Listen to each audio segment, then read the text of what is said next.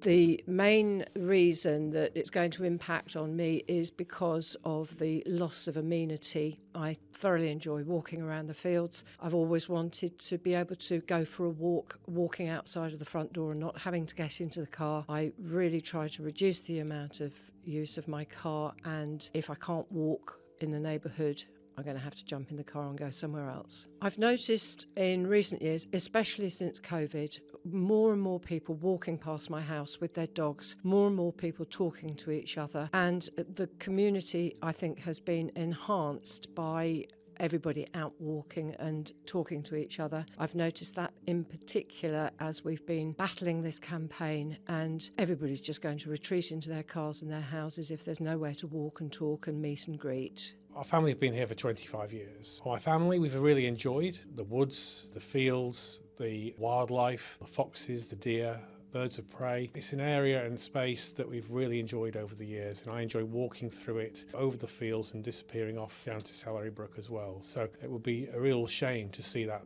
go and impact the local wildlife. And we've even had deer in our garden, and to see the impact on that would be devastating.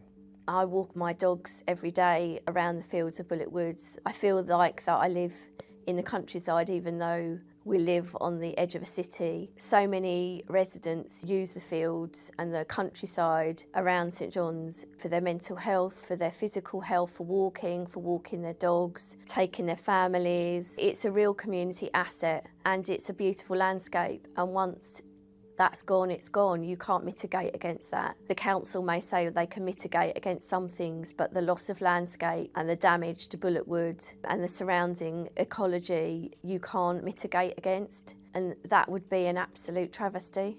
My main thing is the loss of landscape. I've known those woods and those fields since I was a lad. It was just a great childhood, so I've got a lot of memories there, and it's nice to see young folk playing in there now and using the fields now. So loss of landscape, impact into Bullet Wood would be my main concern. I think it could alienate people even more than what they are, because people aren't as social as they used to be, and with a bigger area there's less free space for them to intermingle and to meet people like we do with walking dogs around the area. You just meet all these wonderful people. That area gone, it's going to stop all of that. My family over the years, the 37 years we've lived here, have enjoyed the open space around us. My grandchildren likewise have enjoyed the open space around us, as has my husband and myself, particularly during COVID when we were able to walk the fields. It was an absolute godsend. We have 2 dogs and we very frequently walk those fields. Not only that, but I find because I work a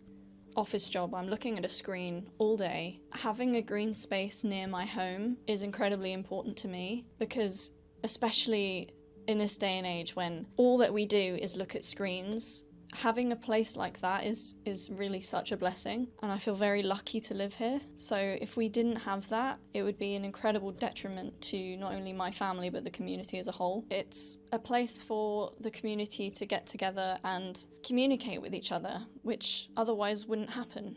Everybody will have to reroute all their recreation. I just can't believe we lose access to such a wonderful woods and the wildlife that uses it, and all of the footpaths that must be honoured. As you may see from my outfit here, I run regularly on the paths that lead to the wood. It's a pleasure to me to be able to run away from roads, away from traffic. The thing that gets me is that everyone keeps going on about people's well-being. How can we have well-being if we don't have green spaces where we can escape to, where there's no countryside? It's just not going to work, is it? And anything we can do to protect any green spaces, we have to. So please, can you listen to our pleas and do not build 2,000 houses near Bullock Wood. You are actually destroying the green fields and the leisure areas, which are fewer and further between than they ever have been. And each time you do it, it's another little bit of our green land which is gone.